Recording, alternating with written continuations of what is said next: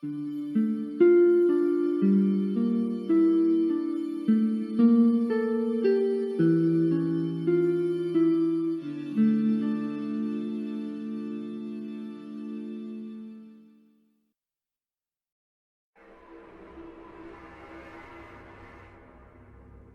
can a woman who's been missing for over 22 years with no contact with her family and friends, with her bank accounts first drained and then going completely quiet, and with no one claiming her pension, not be considered a missing person by police? This is a question that the New South Wales Police Department in Australia has been trying to answer, and it was a question that was forced upon them when a podcast and team of internet sleuths found evidence that burst this case wide open. In 1997, Marion Barter was a primary school teacher in the Southport School in Queensland. She was 51 years old. She loved ballet and going to the opera, but perhaps more importantly for Marion, she was looking for that ultimate soulmate. She'd been married 3 times, and though she almost always maintained a good and healthy relationship with her ex-husbands, none of them had turned out to be the love of her life, and that was what Marion was desperately searching for. She kept her hopes up that she would eventually find him though, but the happy and warm mother of 2 suddenly changed in March of 1997. It was like a switch had been flipped. She quit her job, sold her house, and announced to her family that she was going on sabbatical and travelling around Europe.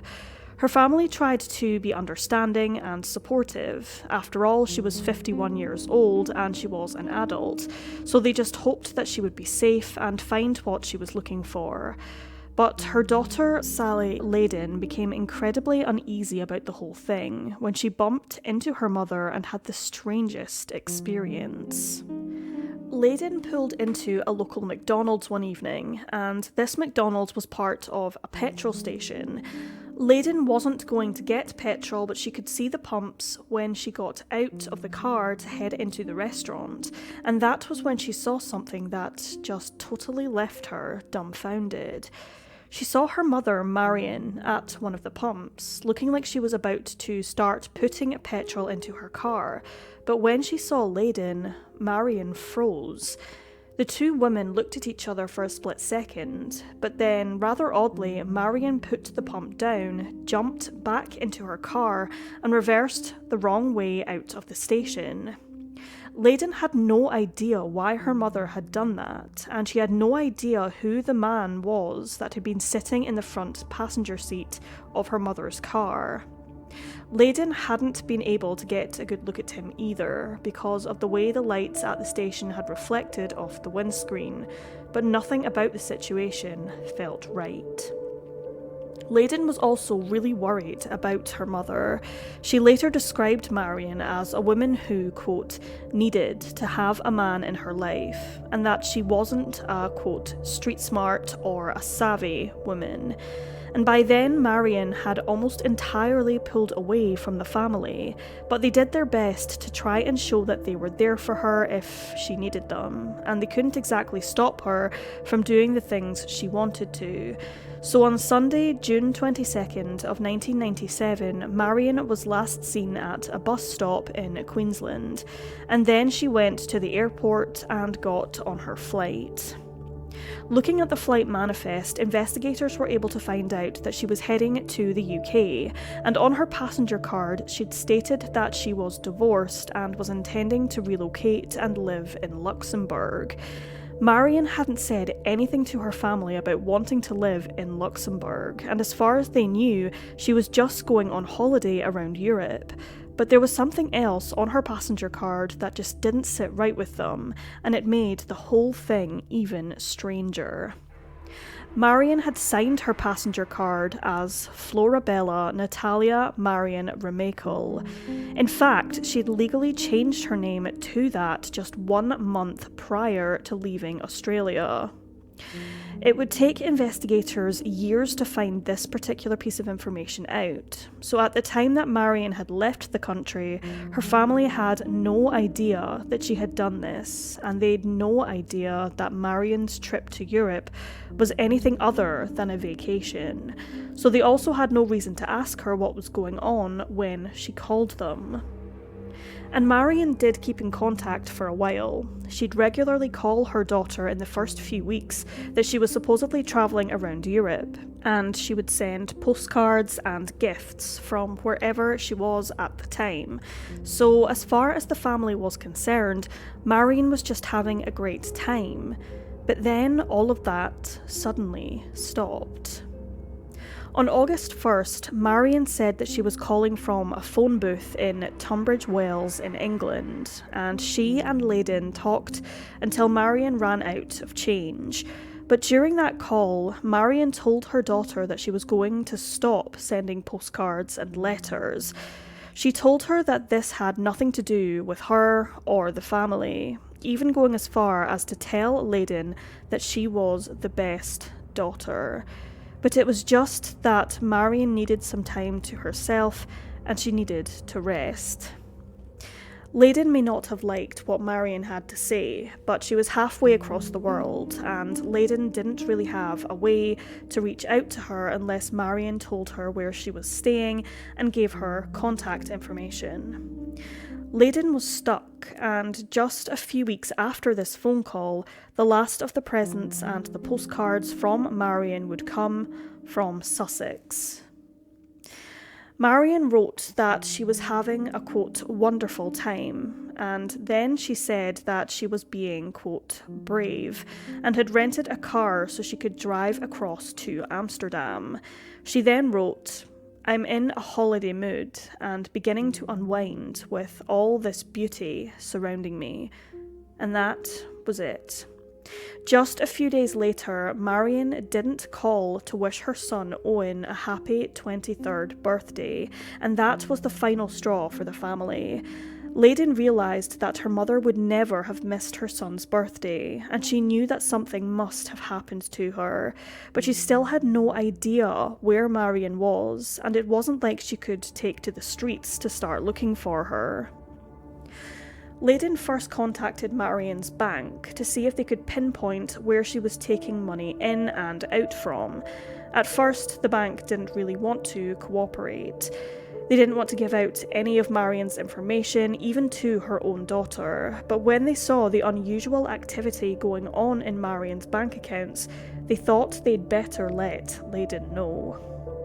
On August 2nd, the very next day after Marion had made the last phone call to her daughter, money started disappearing from Marion's accounts. And remember, she had just sold her house to go on this trip, so there was quite a bit of money. This was concerning enough on its own, but it became even more so when the bank told Layden where the money was being taken out from. Every day for 3 weeks, $5,000 was taken out of Marion's accounts in 2 locations in New South Wales, Australia, not somewhere in Europe. Layden immediately went and reported Marion as missing to the police, and only a few days after she'd made the report, a massive $80,000 was electronically transferred out from Marion's account, and the bank wasn't able to track where it went. This put the family on high alert, naturally, but it didn't seem to do the same for the police. Instead, they reached out to Layden, and she later described the phone call as this, quote, I got called probably a week to 10 days after, telling me that they had located my mum and that she didn't want anyone to know where she was or what she was doing. This didn't sit right with Layden, but the police told her that they'd also spoken to a bank teller who'd said that Marion had talked to her about how she wanted to start a new life, and they found the whole thing perfectly believable. For the investigators, the case was done and dusted, but Layden and the rest of the family couldn't let it go, and they desperately tried to make contact with Marion. By then, her bank accounts were empty, so they had no other way of tracking her possible movements, and Marion herself never reached out. The money she'd deposited into bank accounts in England in preparation for her travels were left untouched, and her trail went cold. Within the year, the family had nothing on her. Leyden spent the whole of her wedding day, a day that Marion had been helping her plan before she'd even left for Europe, expecting for her mother to show up, but she never did. And then the doubts set in Leyden's mind. She'd started asking herself if something really had happened, or if this was just Marion's way of breaking ties with the family, and she wondered if she was actually going against Marion's wishes by trying to find her. No answer felt like the right one, so Leyden stayed on the case, hoping that one day she'd find her mother and hear her say the words herself, and then Leyden would take it from there. She kept going to the police, telling them that she just wanted to know her mother was all right. And finally in 2011, Byron Bay Senior Detective Constable Gary Sheehan started looking into the case again. It wasn't an official investigation. He only looked into it either in his own time or when there was a slow day, and the original files were gone, so he had to start from scratch. But it was Sheehan who discovered that Marion had changed her name just before going on her trip to Europe. It took investigators 4 years to find just this piece of information, but instead of looking into it further, the police decided that Marion had done this on purpose to fake her own disappearance, and then they closed her case again. Leyden and the family were more than confused and concerned over this new turn of events. None of them could come up with a reason why Marion would suddenly change her name, or why she wouldn't tell them, but now they at least had a new direction to pursue.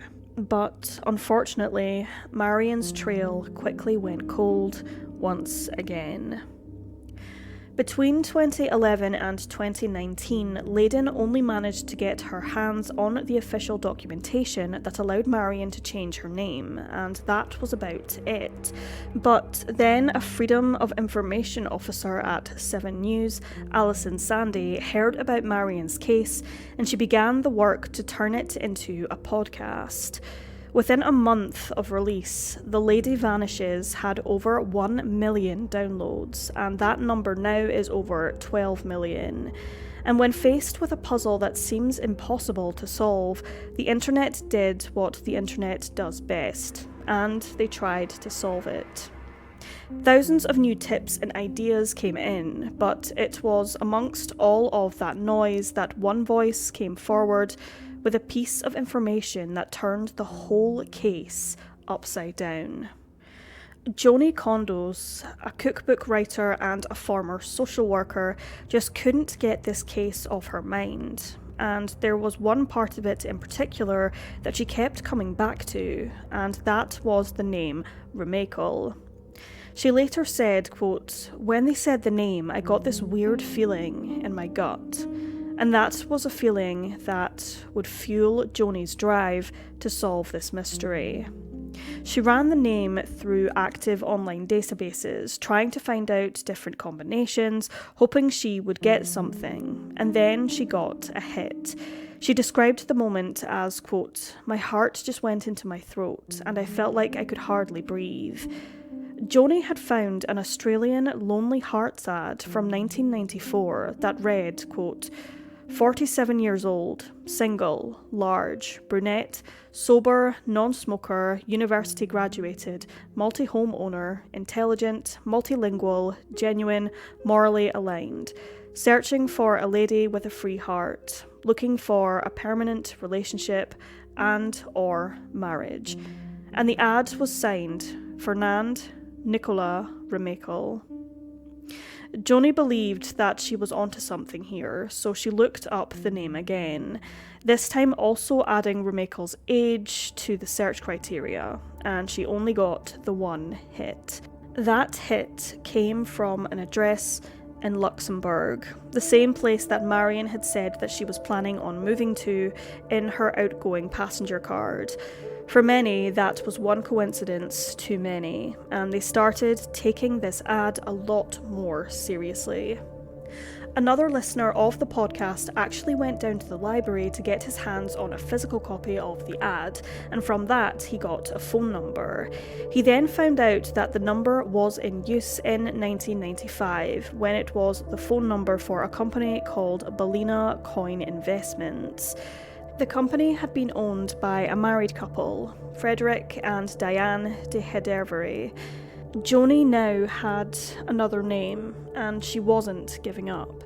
She was able to get her hands on the immigration file for Frederick, where she found a list of over 30 known aliases attached to his file, later proving that Frederick had legally changed his name 12 times. Joni and Layden put everything they could find together, and Layden handed it to the police, this time determined that her concerns were not going to be taken lightly. And finally, 22 years after Marion Barter had first gone missing, the police assembled a task force to look into her case. With the groundwork already done for them, the police began looking into some of Frederick's documentation, but they actually first found an expired Queensland driver's licence for Fernand Remacle. But while the task force were chasing him, Joni was back on the case, and she found trace of Marion. More specifically, she found someone travelling into Australia under the name and passport for Florabella Natalia Marion Remacle that put her arriving in the country the very next day after she'd made the last phone call to Layden, and the same day that the money had started disappearing from Marion's accounts. On her passenger card, Florabella stated that she was only visiting for 8 days, and that she was a housewife who lived in Luxembourg. And so the coincidences that tied Marion to Fernand Remacle became even stronger. Joni was later able to get her hands on Marion's passenger card, and Layden recognised her mother's handwriting. So then they knew that Marion had come back after all those gifts, postcards, and only speaking to her daughter the day prior, and not saying a word about returning to Australia. But that was all the way back in 1997, so where is she now? That was a question investigators put to Fernand Remacle when they launched an inquest into him in 2021. By then, Fernand was in his 80s, and though he looked like everyone's grandfather, when he took to the witness stand, he was adamant that he had nothing to do with Marion, or why she had disappeared. But the court brought forward a string of ex-wives and girlfriends to prove just what kind of a man Fernand Remacle really was. All of them had met him under similar circumstances, usually through a Lonely Hearts ad, and then Fernand or Rick Bloom or Nick West or whoever he was going by that day would offer to whisk the woman away on a fantastic adventure filled with excitement and romance.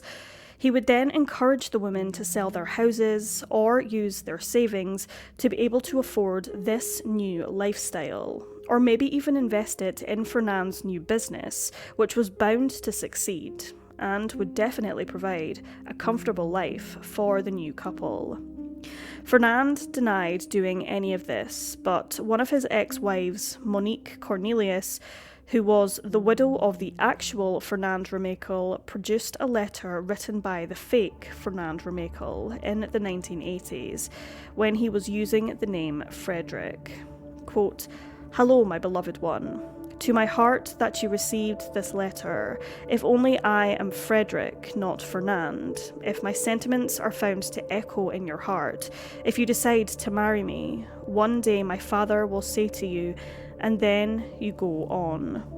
I love you, Monique, and you are an authentic magician who possesses the gift to beautify every moment that I have not with you." There were many long-winded compliments throughout this letter. You say yes, I am crazy, that I scream, "Oh, I have made it, you beautiful bastards, I've made it." It is Australian and so explicit of our wild nature. Never mind, Monique. You're a song in a man's testicles. My enchantress. I have never in my life made love like that with anyone before. You make the whole thing so lyrical, so beautiful. Monday, I leave the UK and Ireland for a few days to buy our boat. I will look at a 40-foot sloop, which will suit us perfectly for what we want to do. Me, I simply want to get to know this country, which is as sweet as your smile, pretty as your eyes, and warm like the love that I have for you. I'm intimately persuaded that you will not regret your decision to leave with me and to start a new life. Monique followed this up with a statement to the police where she said, Frederick is always lying. He invents and tells stories, and always other stories, constantly to cover his tracks. That's how he manipulates. He manipulated me and lied to me. For example, at the beginning of our relationship, he told me that he worked for the British Embassy in Luxembourg as a special agent. Fernand responded to this by saying that everyone in the inquest was lying. To put it in his own words, quote, she's lying, lying, lying. Diane de Hedervary, his fourth wife, said that they'd both lived in Luxembourg and a village near Tunbridge Wells, the last place that Marion had called from, and Fernand had asked her to invest in his coin business, where he wanted to trade in rare coins. The next woman, Janet Oldenburgh, said that Rick West had reached out to her after her husband had divorced her and she was granted sole ownership of her home. Rick convinced Janet to move in with him to the French Riviera, where they could get a fresh start in life, and she agreed. But when they went to make the move, Rick said that he should be given the power of attorney over Janet and her property, quote, in case something happens. When they left for their new life, Rick had all of Janet's identity papers and title deeds in his bag, and he never gave them back to her. The couple first did the rounds around all of the places that Marion would later write or send postcards from, and then Rick left her to take care of some business in Manchester. While he was there, he was then robbed, and all of Janet's documentation was stolen. Fernand also denied that, but with the type of person he is, firmly established from the many experiences of the women in his life, and the similarities between their stories and Marion's, the inquests and investigators keep asking Fernand one question: where is Marion Barter? Fernand denies knowing anything about where she went. He said they had a relationship in 1997, but Marion was a sex addict and her needs had killed the relationship, so he'd called it off. He claims he had no idea what happened to her after that, and he had nothing to do with the money that was taken out of her accounts. In October of 2022, the inquest heard testimony from a former bank manager who claimed to have spoken to Marion Barter the day that she made the final withdrawal from her account. Joan Hazlett said that she was 90% sure that the woman who was now on the missing persons billboard across town had come into the bank that day with a flower in her hair. Joan testified that Marion called, quote, herself by a different name, and she said that she was going to Bali to find herself. Joan also said that the amount of money that Marion was withdrawing was enough to raise suspicions, and that's why, as the bank manager, Joan had verified Marion's identification before she would allow the money to be taken out. But was it Marion or someone working with Fernand to get the last of Marion's money? Did he have all of her documentation and had someone pose as Marion? Or was she convinced that she was investing in a new life with an exotic man who was finally going to be the love of her life that she had been so desperately searching for? That's what the coroner has to figure out, and the courts are due to issue a statement in November of 2022 to explain just how involved they believe Fernand Remakel is in Marion Barter's disappearance. During the first days of the inquest back in 2021, Layden and the court watched a video documenting an interrogation of Fernand, where he denied knowing anything about what happened to Marion to investigators, and the video hit Layden hard. She burst into tears and had to fight to keep herself composed, but it was a difficult experience. Quote, "My body was having a complete meltdown, like I've never experienced before. I felt the pain of 25 years searching for answers and stress all came to a head and hit me like a freight train." But Layden followed up this statement with one of hope, and one that shows just how much she believes that one day she'll find the answers she's been looking for. Quote, "The truth is like water. It will always find a way."